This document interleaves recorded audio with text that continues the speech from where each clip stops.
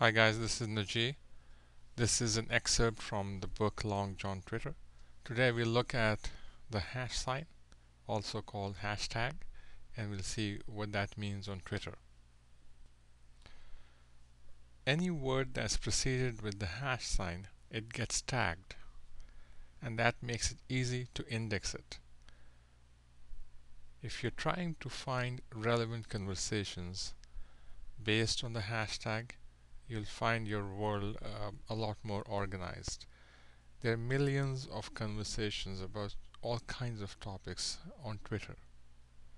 If you want your conversations to be easy to track down, precede the keyword or key phrase or the project name with the hash sign.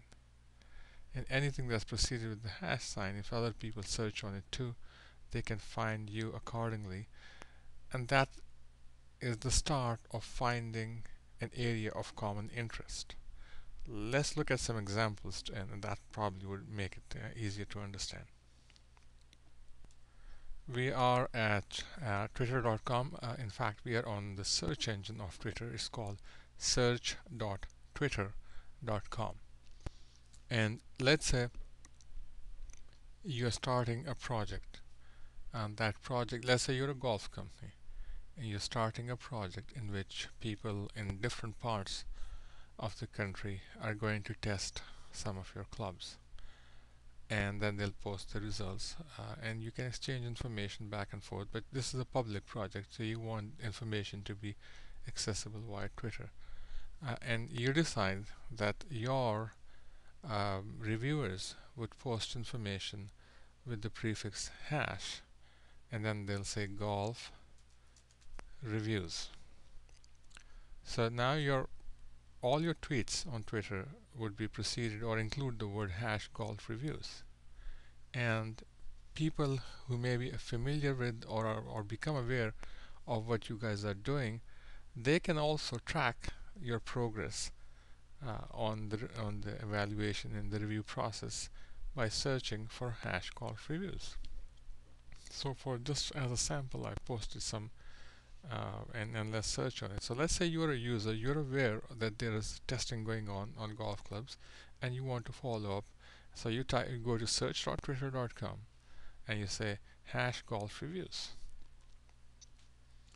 and it brings up all these conversations that are about those reviews, and they may be by other people who found these reviews are taking place, and now they're exchanging that information with other people. Let's say you are interested in the US Open is coming up this month, and you want to find out what conversations are going on in Twitterverse about the US Open. And it's a whole world of conversation from all parts of the world. Golf is an international game, so people that are talking about the US Open. And let's say you are a golfer and you're trying to um, get familiar and learn more about other people on Twitter that have the same interests as you have, and they are passionate about golf. So you did a small search using the keyword hash US Open right here, and now it's going to bring up pages upon pages of people who have shown interest in US Open, and you can just click on their profile and start following them. Let's say you like this guy or whoever, and you then go there, sign in, and click on the follow button. Let's say you're starting a project, and this is a global project, and you guys would be sharing information, and you want all that's public information. So it's not that you don't want to share it; you want to share it, and you decide that you would give it a keyword phrase, and then all of you would make your posts on Twitter accordingly. So you would, let's say we call it my project or our project, whatever works for you. And first make a little search. Maybe there's somebody else who already has taken that. So if that our project is already taken, maybe we decide our project ABC, and all of you would then start tweeting accordingly. And then whenever you guys want to look at who has, and people in different parts of the world are at different time zones, and wherever you want to see who has some new post on that, it makes your life that much easier. All you have to do is go to search.twitter.com and you use a small search and say hash our project ABC and click search, and it will bring up all today's and past posts about that. So the hashtag is a very useful, it's a very simple thing, but it's quite useful. It's an indexing mechanism. It's like as if you have a huge cabinet full of files and papers.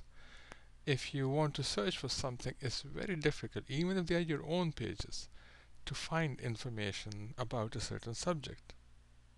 But if it's tagged with the hash sign, it's like all that information relative to that subject is in a specific folder in a large cabinet.